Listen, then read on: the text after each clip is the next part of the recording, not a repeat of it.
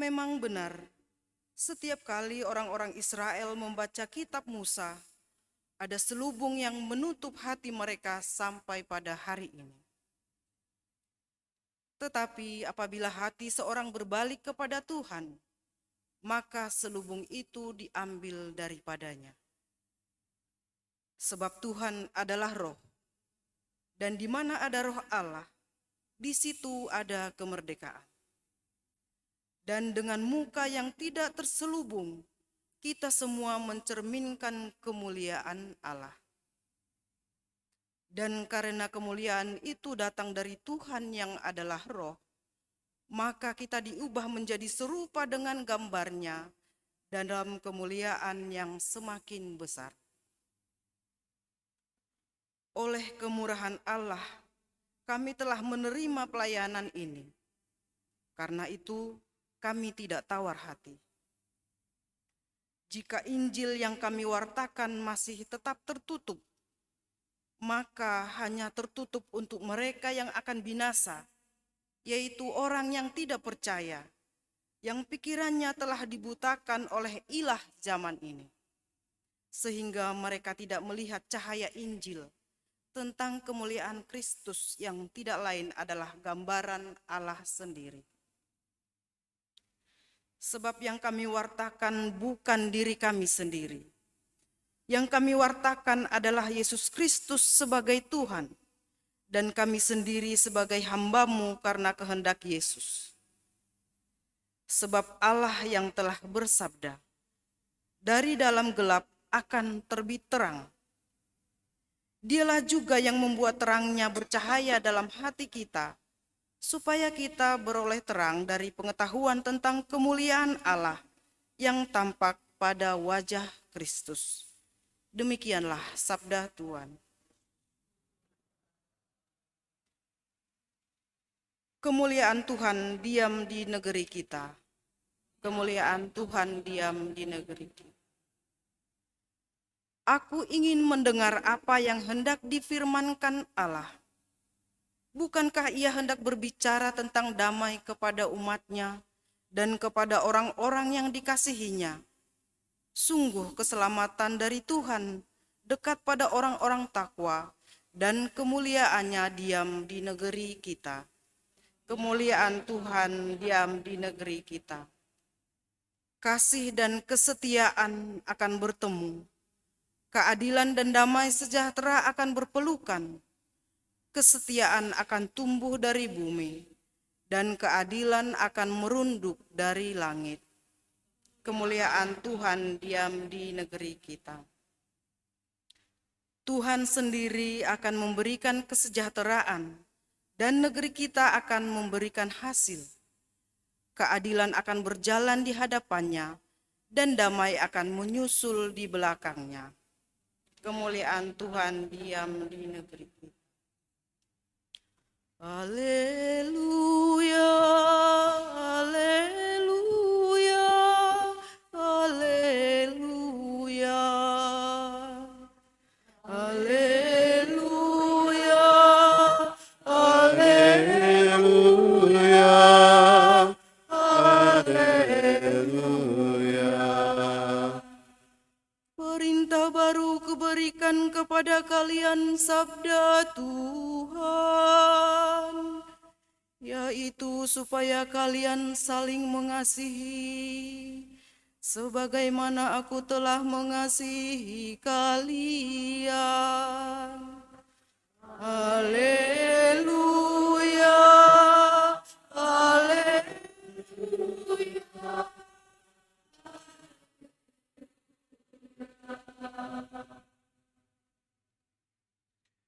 Tuhan bersamamu.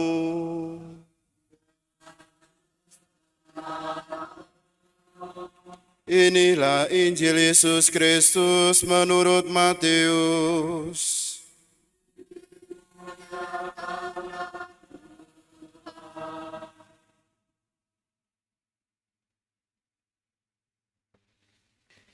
Dalam khotbah di bukit berkatalah Yesus, jika hidup keagamaanmu tidak lebih benar daripada hidup keagamaan para ahli Taurat dan orang-orang Farisi, kalian tidak akan masuk ke dalam kerajaan surga.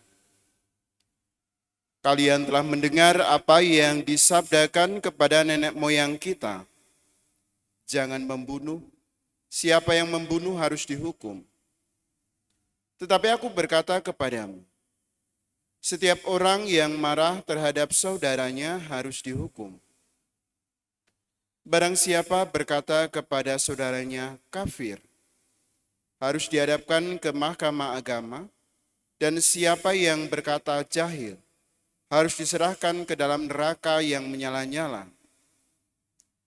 Sebab itu jika engkau mempersembahkan persembahanmu di atas mezbah, dan engkau teringat akan sesuatu yang ada dalam hati saudaramu terhadap engkau, tinggalkanlah persembahanmu di depan mezbah itu, dan pergilah berdamai dahulu dengan saudaramu, lalu kembali untuk mempersembahkan persembahanmu itu.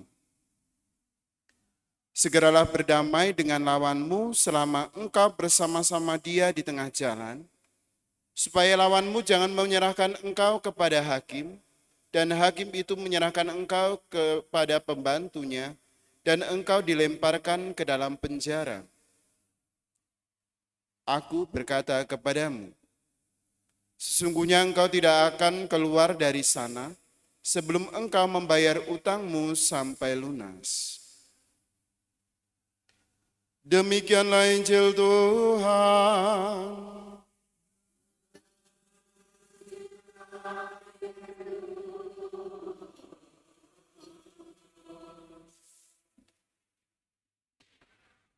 Barang siapa marah terhadap saudaranya, dia harus dihukum. Bapak, Ibu, dan saudara-saudari yang terkasih, selamat malam. Hari ini kita bersama-sama mendengarkan bagaimana dalam bacaan Injil, Yesus memberikan wejangan akan nilai hidup yang harus kita hidupi sebagai umat Kristiani. Memang ada hukum untuk orang yang membunuh saudaranya. Sebagaimana telah kita ketahui dalam 10 perintah Allah, jangan membunuh, jangan berzina, jangan mencuri, dan lain sebagainya. Tetapi lebih daripada itu, kita juga tidak boleh melupakan hal-hal yang seringkali terjadi dalam hidup kita. Termasuk ketika kita marah-marah. Seringkali karena situasi, karena keegoisan kita, karena hal-hal yang ada di luar kita tidak sesuai dengan keinginan kita, kita menjadi marah.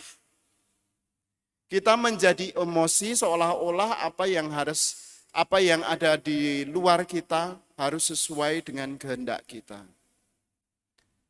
Dan hal ini sangat berbahaya bagi diri kita sendiri, baik orang lain yang kita hadapi, maupun bagi orang-orang yang melihat kita.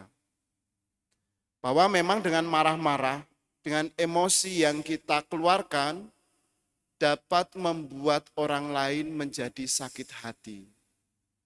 Dan itu seringkali terjadi. Saya sakit hati karena dia marah kepada saya. Saya sakit hati karena dia tidak suka kepada saya. Dan hal ini yang kemudian menjadi wejangan bagi Yesus Kristus sendiri bahwa kita jangan marah-marah terhadap orang lain. Selain itu kita juga tidak diperkenankan untuk menghakimi saudara kita, saudara-saudari kita dengan mengatakan kafir, jahil. Sebab ketika kita tidak melihat kebenaran yang terjadi, hal itu akan menimbulkan fitnah. Dan hal itu sungguh lebih kejam dari hal yang lain. Fitnah dapat membuat orang lain buta mata dan membuat orang lain gelap, dan bahkan bisa membuat orang lain juga melakukan hal-hal yang di luar nalar. Maka lewat bacaan-bacaan hari ini kita diajak untuk mari kita juga menjaga diri kita. Bukan hanya tidak membunuh, tidak berzina, tidak mencuri, tetapi juga menghindari diri kita dari hal-hal yang seringkali kita lakukan, marah, iri hati, memfitnah, gosip, dan lain sebagainya. Dengan demikian kita bisa menjadi murid-murid Kristus yang setia. Dan kita bersyukur kepada Allah karena kasih setia Allah yang menyertai kita dan menuntun Bapak Nendi untuk dibaptis sore hari ini. Kita tahu bahwa lewat baptisan kita semua digabungkan dengan gereja, di mana kita adalah tubuh Kristus, Kristus sebagai kepala kita. Maka mari kita menyediakan diri juga untuk dipimpin oleh Kristus, agar kita menjadi murid-murid Kristus, menjadi gereja yang saling bahu-membahu dalam menjalankan hidup sebagai umat beriman. Kemuliaan kepada Bapa dan Putra dan Roh Kudus.